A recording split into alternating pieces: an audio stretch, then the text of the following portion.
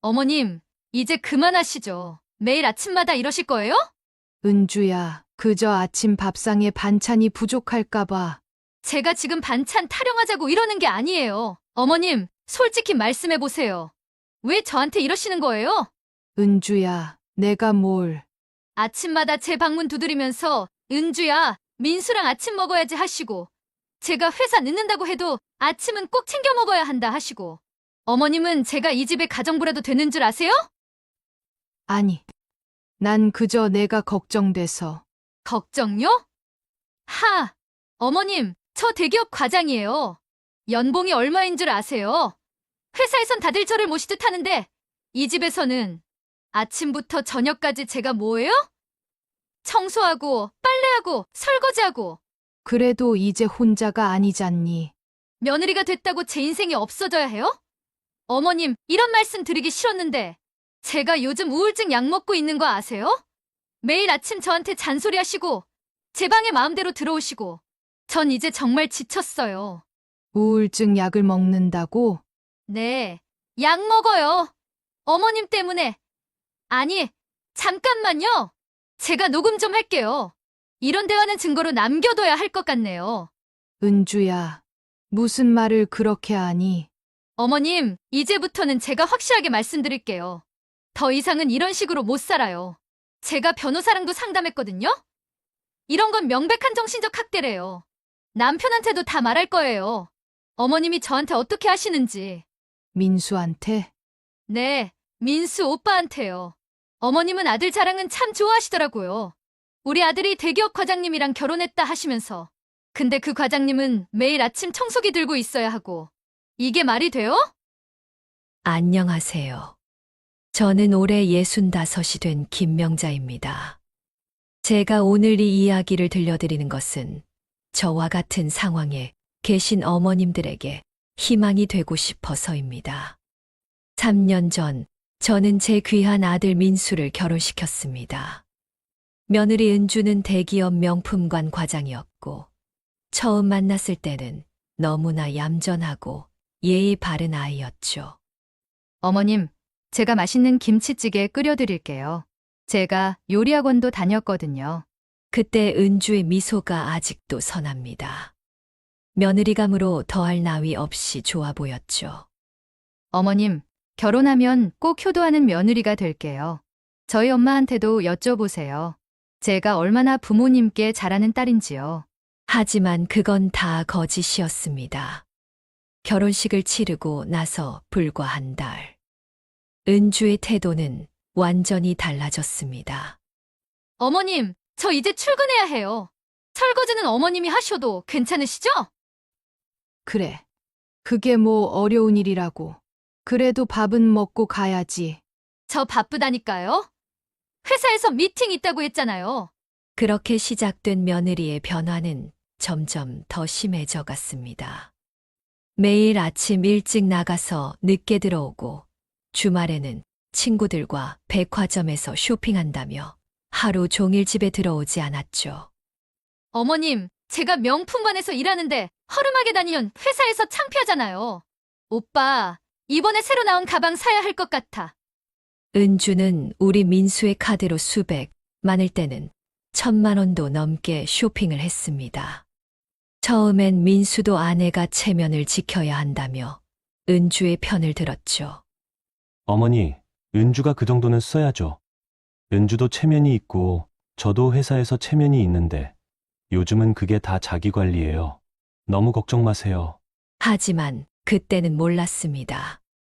이 모든 것이 은주의 치밀한 계획의 시작이었습니다. 언젠가부터 우리 집의 생활은 완전히 달라졌습니다. 은주는 더욱 대담해졌고, 이제는 아예 저를 무시하기 시작했죠. 은주가 갑자기 자기 휴대폰을 제 앞에 들이밀었습니다. 거기엔 그녀가 찍어둔 우리 집 일상의 사진들이 있었어요. 매일 아침 6시에 일어나서 청소기 돌리시는 소리에 잠도 못 자요. 이게 신혼집인가요? 요양원인가요?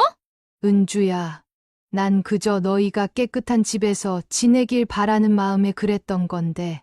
어머님은 제가 없을 때 제 방에도 마음대로 들어가시죠? 제 화장대도 뒤지시고 다 봤어요. CCTV 설치해놨거든요.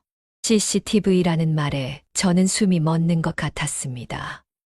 제가 언제 며느리 물건을 함부로 만진 적이 있었나요? 그저 청소를 하면서 먼지를 털어냈을 뿐인데 한순간에 도둑 취급을 당하는 기분이었습니다. 오빠, 나 이제 어머님 모시고 사는 거 너무 힘들어. 이러다 정말 죽을 것 같아. 은주는 민수 앞에서 눈물까지 보였습니다. 그리고 그날 밤 처음으로 민수가 저에게 큰 소리를 쳤죠. 어머니, 왜 은주를 이렇게 힘들게 하세요? 은주가 얼마나 예민한 애인지 아시잖아요. 애 좀 그만 힘들게 하세요. 민수야, 엄마는 그저 이제 그만하세요. 은주 말대로 어머닌 너무 옛날 방식만 고집하세요. 이제는 시대가 변했다고요. 그렇게 시간이 흘러갔습니다. 은주의 행패는 점점 더 심해졌고 급기야 제 건강까지 나빠지기 시작했습니다. 어머님, 아침부터 또 한숨 쉬세요? 어머님 한숨 때문에 제가 얼마나 스트레스 받는지 아세요? 이러실 거면 아예 요양원으로 가시는 게 어떠세요? 요양원이라니. 거기가 어머님한테는 더 좋을 것 같은데. 다른 할머니들이랑 놀고 운동도 하고 여기서 저 눈치 보면서 사시는 것보다 훨씬 나을 것 같은데요? 그날 밤 전 혼자 울면서 일기를 썼습니다. 은주야, 내가 이렇게 변할 줄 몰랐구나. 내가 무슨 잘못을 했니? 라며 일기장에 남아 신세한탄을 했죠. 하지만 은주의 진짜 정체는 그때부터였습니다. 어느 날 오후 은주가 출근하고 없는 시간이었습니다. 전 우연히 베란다에 널어둔 은주의 코트 주머니에서 영수증 하나를 발견했습니다. 바람에 날려 떨어진 영수증이었는데 그걸 주우면서 본 금액에 저는 눈을 의심했습니다. 백화점 VIP 고객 영수증 총 결제 금액 2,780만 원. 그것도 모자라 주머니 속에서는 호텔 영수증도 나왔습니다. 며느리가 출장 간다던 날짜의 호텔 영수증이었죠. 이게 무슨 영수증이지 하는 떨리는 마음으로 민수한테 전화를 걸었습니다. 민수야, 은주가 지난주에 출장이었다고 했지? 네, 부산으로 간다고 했었는데요. 왜요? 엄마가 이상한 영수증을 봤다. 그때였습니다. 현관문이 열리며 은주가 들어왔습니다. 분명 회사에 있어야 할 시간인데 낯선 남자의 팔짱을 끼고 집으로 들어오더군요. 오늘도 피곤했다 자기야, 그치? 어머님, 은주의 얼굴이 새하얗게 변했습니다. 그리고 옆에 있던 남자는 황급히 도망치듯 나가버렸죠. 어머님, 이게 무슨 상황이냐면요. 은주야, 너 이게 무슨 짓이니? 어머님, 속단하지 마세요. 저 불륜 저지른 거 아니에요. 같이 일하는 동료인데 잠깐 집에서 챙겨갈 게 있어서 같이 들른 거예요. 은주는 말도 안 되는 변명을 이어나갔습니다. 그러다 그때 제 손에 들린 영수증을 본 은주의 눈빛이 달라졌습니다. 어머님 제 물건을 뒤지셨나 보네요? 이런 거 가지고 민수 오빠한테 이르실 건가요? 은주야, 어머님, 이제 제가 확실히 말씀드릴게요. 어머님이 지금 제 사생활을 침해하신 거예요. 이런 일이 있으면 안 되는 거 아시죠? 법적으로 문제될 수 있어요. 은주는 오히려 저를 협박하기 시작했습니다. 그리고 어머님, 이 집이 누구 명의인 줄 아세요? 제가 결혼하면서 민수 오빠한테 받은 거예요. 전 이제 이 집의 주인이에요. 어머님이 나가셔야 할 판이에요. 그 순간 저는 며느리의 진짜 모습을 깨달았습니다. 모든 게 계획된 것이었어요.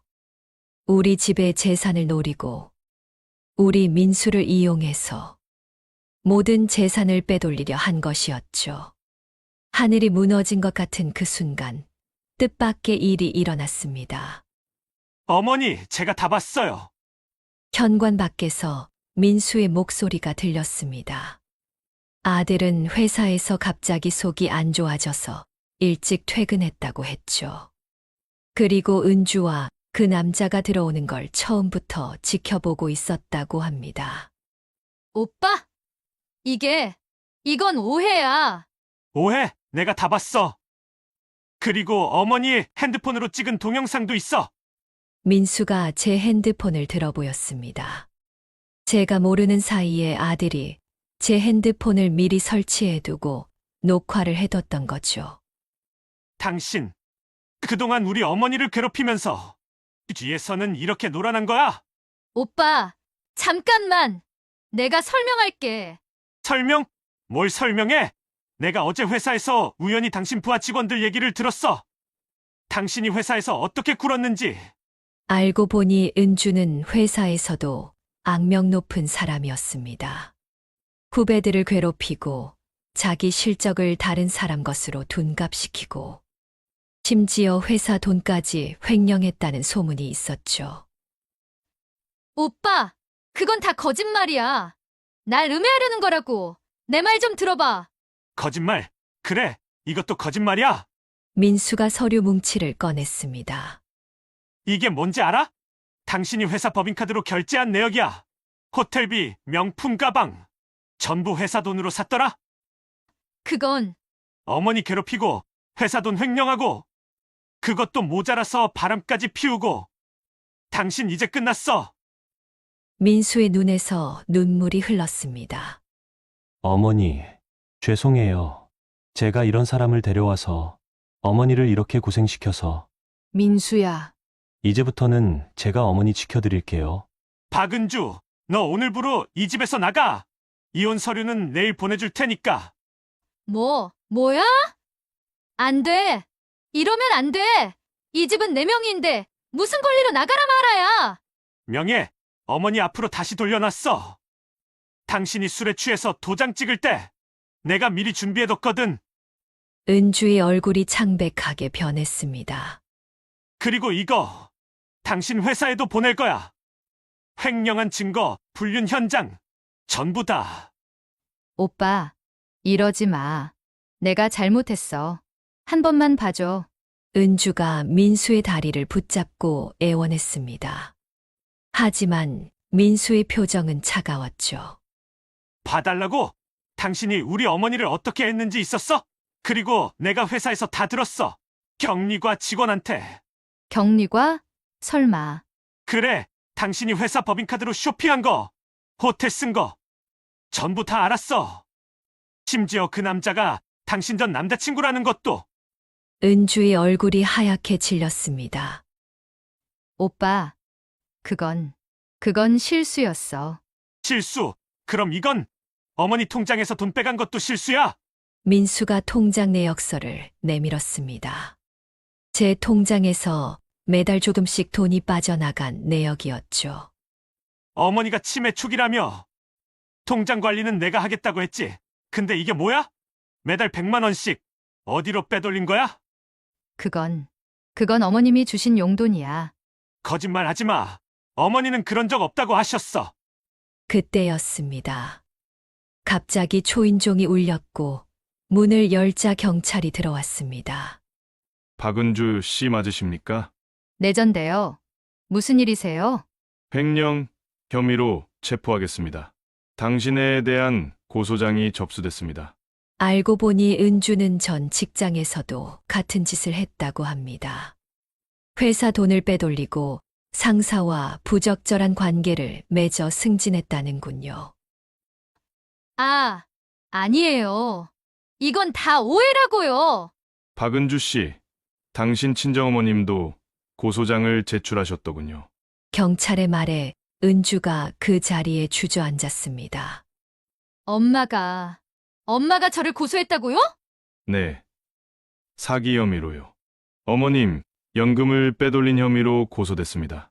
그때 은주의 친정어머님이 들어오셨습니다. 얼굴이 많이 피곤해 보이시더군요. 은주야, 내가 어쩌다가 이렇게까지 밑바닥이 된 거니? 엄마가 왜 여기 있어? 고소는 또 무슨 소리고? 이제 그만해라. 네가 우리 집 등기부등본 위조한 것도 알았다. 그래서 은행에서 대출 받은 것도 은주의 친정어머님은 눈물을 흘리시며 말씀하셨습니다. 제 딸이 얼마나 악덕한 년인지 이제야 알았습니다. 죄송합니다. 사부인, 정말 미안하네 이서방. 알고 보니 은주는 결혼 전부터 계획적으로 모든 걸 준비했다고 합니다. 재산 있는 집안의 아들을 물색하고 그 집안을 조사하고 심지어 결혼 전에 우리 민수의 회사에 일부러 취직했다고 하더군요. 아들, 이제 알겠지? 왜 엄마가 그렇게 은주를 경계했는지. 네, 어머니. 제가 너무 어리석었어요. 그날 밤 은주는 경찰서로 연행됐습니다. 그런데 이게 끝이 아니었습니다.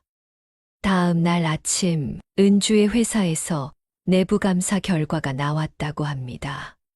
3년간 회사 공금 5억 원을 횡령한 혐의. 게다가 직원들을 협박해서 입막음을 했다는 증거까지 나왔죠.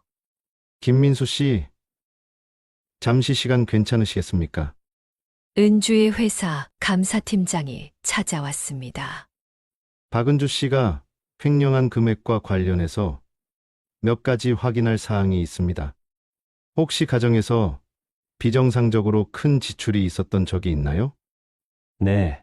제가 아는 대로 다 말씀드리겠습니다. 민수는 은주가 회사 자금을 어떻게 빼돌렸는지 모두 진술했습니다. 명품백을 산다며 법인카드를 쓴 일, 출장비를 부풀린 일. 그동안 숨겨져 있던 모든 것들이 하나둘 드러나기 시작했습니다. 이런 일이 있었군요. 직원들이 그동안 많이 시달렸다고 합니다. 박은주 씨를 고소하기는 했지만 협박 때문에 아무도 나서지 못했다고 하더군요. 며칠 뒤 은주의 회사 직원들이 하나둘 입을 열기 시작했습니다. 박은주 과장님이 저한테 제 카드로 물건을 사게 하고 나중에 현금으로 갚아준다고 했어요. 근데 알고 보니 그게 다 회사 돈이었던 거죠. 후배 직원의 떨리는 증언이었습니다. 저는 더 심각했어요. 제 명의로 대출까지 받게 했거든요. 내가 이 일을 안 도와주면 넌 이 회사에서 끝이야라고 협박했어요. 그리고 충격적인 사실이 또 하나 드러났습니다. 은주는 우리 민수를 만나기 전에도 비슷한 수법으로 다른 회사에서 횡령을 저질렀다는 겁니다. 박은주, 맞네요. 3년 전 우리 회사에서도 똑같은 수법으로 2억을 빼돌렸어요. 그때는 증거가 부족해서 그냥 권고사직으로 끝냈는데 전 직장 관계자의 증언이었습니다. 거기서 끝이 아니에요. 그 돈으로 자기 스펙을 쌓은 거예요. 유학을 다녀왔다는 경력도 가짜고 명품관에서 일했다는 것도 다 거짓말이었어요. 그저 중소기업 영업부 직원이었을 뿐인데 모든 것이 거짓이었습니다. 은주가 우리 민수에게 보여준 화려한 스펙, 세련된 이미지, 그리고 예의 바른 며느리의 모습까지 전부 다 계획된 연기였던 거죠. 전 직장 동료가 저를 찾아와 이야기해 주었습니다. 은주가 면접 볼 때부터 재벌가 아들을 노린다고 공공연히 말했었어요. 돈 많은 시어머니는 결혼하고 나서 요양원으로 보내버리겠다고 했었고요. 제 눈에서 눈물이 흘렀습니다. 그동안 제가 얼마나 순진했던 걸까요? 그날 밤 민수가 제 방을 찾아왔습니다. 어머니, 민수야, 죄송해요. 정말 죄송해요. 민수가 제 앞에 무릎을 꿇었습니다. 이런 며느리를 데려와서 어머니를 이렇게 고생시켜서 전 정말 바보 같은 아들이에요. 아니다. 우리 아들.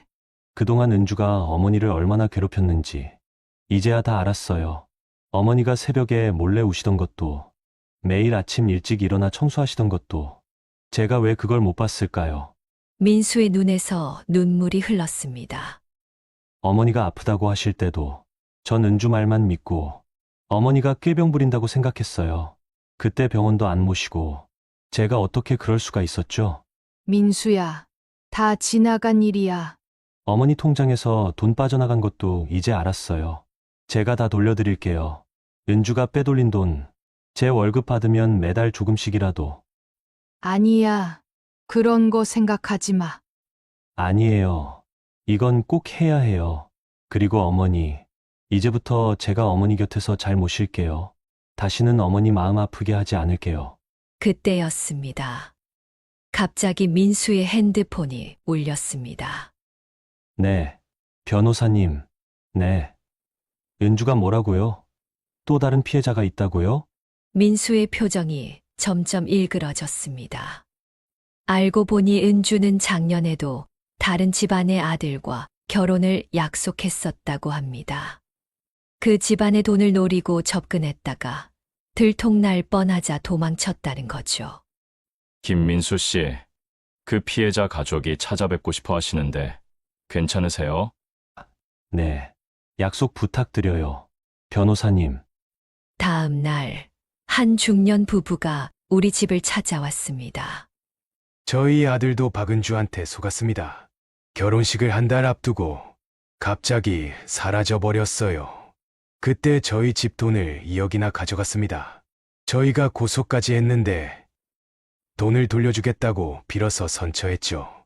그런데 알고 보니 그 돈으로 민수 씨 회사에 취직하고 더 큰 사기를 친 거였네요. 그런데 더 놀라운 사실이 있었습니다. 저희뿐만이 아니에요. 전국에 이런 피해자가 최소 5집은 더 있다고 해요. 전부 재산 있는 집안이었죠. 은주는 구치소에서도 반성하는 기색이 전혀 없었다고 합니다. 재판 과정에서도 오히려 큰 소리를 치더라고요. 나는 그저 시대의 피해자일 뿐이다. 며느리라고 무시하니까 이렇게라도 했다라는데 정말 어이가 없었습니다. 결국 은주는 재판에서 중형을 선고받았습니다. 횡령, 사기, 협박, 죄목만 10가지가 넘었죠. 피고인은 반성의 기미가 전혀 보이지 않으며 오히려 자신의 범죄를 정당화하려 했습니다. 이에 법원은 피고인에게 징역 12년을 선고합니다. 은주는 재판정에서도 끝까지 버티더군요. 전 잘못한 게 없어요. 시어머니가 절 무시해서 전 그저 제 권리를 찾으려 했을 뿐이에요. 그런데 그때 은주의 친정어머니가 일어나셨습니다. 은주야, 이제 그만해라. 내가 어릴 때부터 그랬지. 돈 많은 집 사위 만나서 호강하겠다고. 엄마가 그렇게 말렸는데 그런 허황된 꿈은 꾸는 게 아니라고 수도 없이 말했잖니. 남들 이용해서 행복해질 생각 말고 너 스스로 행복을 찾는 게 중요한 거라고 그렇게 일러줬는데 어쩌다 이렇게까지 된 거니? 엄마까지 나한테 어떻게 이래요? 이제 내 죄값을 치러라. 그동안 너무 많은 사람들을 힘들게 했다. 재판이 끝나고 민수는 달라졌습니다. 어머니, 오늘은 제가 반찬 만들어 볼게요. 아이고, 민수야. 내가 요리를 해주려고? 이제 제가 어머니 챙겨드려야죠. 그동안 못 해드린 거, 이제부터 하나씩 해드릴게요. 시간이 흘러 1년. 우리 집은 조금씩 달라지고 있었습니다. 어머니, 오늘은 제가 반찬 만들어 볼게요. 이번에 요리학원도 다니고 있거든요. 민수야, 바쁜데 그런 것까지 할 필요 없다. 내 일에만 신경 써. 어머니가 그동안 얼마나 고생하셨습니까? 이제는 제가 어머니 마음 편하게 해드릴게요. 민수는 주말마다 저를 모시고 산책도 다니고 등산도 다녔습니다. 그러다 어느 날이었습니다. 어머니 사실, 어머니께 소개해드릴 사람이 있어요. 응, 누구? 보건소에서 일하는 간호사예요. 제가 그동안 어머니 모시고 병원 다닐 때 거기서 자주 뵀던 분인데. 민수야, 너 혹시 네, 어머니. 지은이라고. 제가 이번에는 정말 신중하게 생각해봤어요. 그동안 어머니께 너무 죄송했잖아요. 민수의 눈에 눈물이 고였습니다. 어머니 고생하신 걸 누구보다 잘 아는 사람이에요. 그동안 어머니 혈압약도 챙겨주시고 매번 친절하게 보살펴줬던 그 사람이에요. 그러고 보니 지은이는 제가 아플 때마다 늘 따뜻하게 대해주던 간호사였네요. 어머님, 저 인사드리러 왔습니다. 지은이가 수줍게 웃으며 들어섰습니다. 소박하지만 정갈한 차림새, 그리고 수줍게 웃는 모습이 첫인상부터 마음에 들었죠. 앉아라. 밥은 먹고 왔니? 어머님, 제가 음식 조금 준비해 왔어요. 제가 직접 만든 건데 드셔보시겠어요? 지은이가 조심스레 도시락을 꺼냈습니다. 어머님 혈압이 있으셔서 싱겁게 했어요. 제가 앞으로 어머님 건강 꼭 챙겨드리고 싶어서. 도시락을 열자 정성스레 준비한 반찬들이 보였습니다. 며칠 전 제가 무심코 좋아한다고 했던 멸치볶음도 있었네요. 어머님, 제가 사실 친정어머니가 안 계세요. 어릴 때 돌아가셔서. 그래서 더 어머님이 그립고 뵙고 싶었어요. 지은이의 눈가에 눈물이 맺혔습니다. 어머님께서 허락해 주신다면 제가 딸이 되고 싶어요. 그동안 어머님께서 많이 힘드셨다고 들었어요. 이제는 제가 어머님 곁에서 든든한 딸이 되어드리고 싶습니다. 지은아, 퇴근할 때마다 들러서 어머님 건강도 챙겨드리고 주말에는 같이 산책도 다니고 제가 어머님 곁에서 잘 모시고 싶어요. 순수한 마음이 느껴지는 지은이의 말에 저도 모르게 눈물이 났습니다. 어머님, 저는 어머님이 친어머니 같아요. 앞으로 제가 어머님 곁에서 잘 모시고 싶어요. 허락해 주세요. 지은이가 조심스레 제 손을 잡았습니다. 따뜻했습니다. 그 손길에서 진심이 느껴졌어요. 그래. 그래. 더 이상 말이 나오지 않았습니다. 다만 꼭 잡은 손에 힘을 주었을 뿐. 그렇게 우리 가족은 새로운 시작을 맞이하게 되었습니다. 그리고 지난주 은주에 대한 새로운 소식이 들려왔습니다.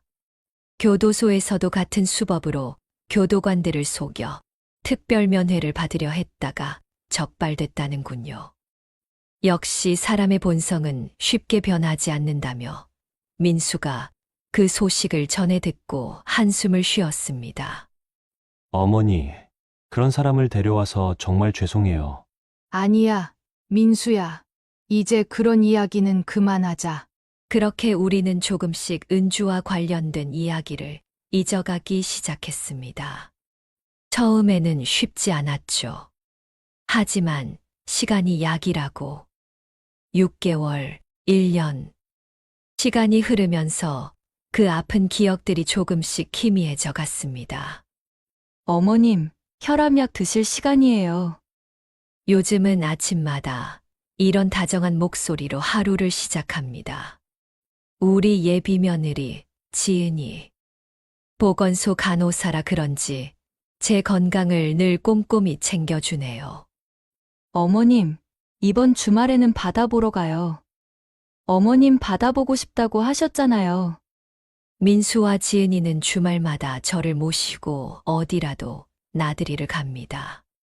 어머님, 저희가 이제 결혼식을 올리려고 하는데 어머님 건강이 걱정돼서요. 언제가 괜찮으세요? 이런 따뜻한 말 한마디가 얼마나 힘이 되는지 지금도 매일이 감사하기만 합니다. 지금 이 이야기를 들으시는 분들 중 혹시 저처럼 힘들어하고 계신가요? 세상에는 나쁜 사람도 있지만 그만큼 착한 사람도 있다는 걸 꼭 기억해 주세요. 그리고 우리 자녀들에게도 하고 싶은 말이 있습니다. 부모는 자식 잘 되는 것만 보면 된다고 생각했는데 사실은 자식들의 작은 관심과 사랑이 가장 큰 효도라는 걸 이제야 알았습니다. 어머니, 오늘도 건강하세요. 매일 아침 이 한마디가 저를 살아가게 하는 힘이 됩니다. 여러분의 이야기도 들려주세요. 우리 모두의 이야기가 누군가에게는 힘이 될 수 있으니까요. 세월이 내게 준 선물. 당신의 이야기를 전하는 세월의 지혜였습니다. 영상이 도움이 되셨다면 구독과 좋아요 부탁드립니다. 다음 영상에서는 더 따뜻한 이야기로 찾아뵙겠습니다. 여러분의 하루하루가 행복하시길 바랍니다. 오늘도 행복한 하루 보내세요. 감사합니다.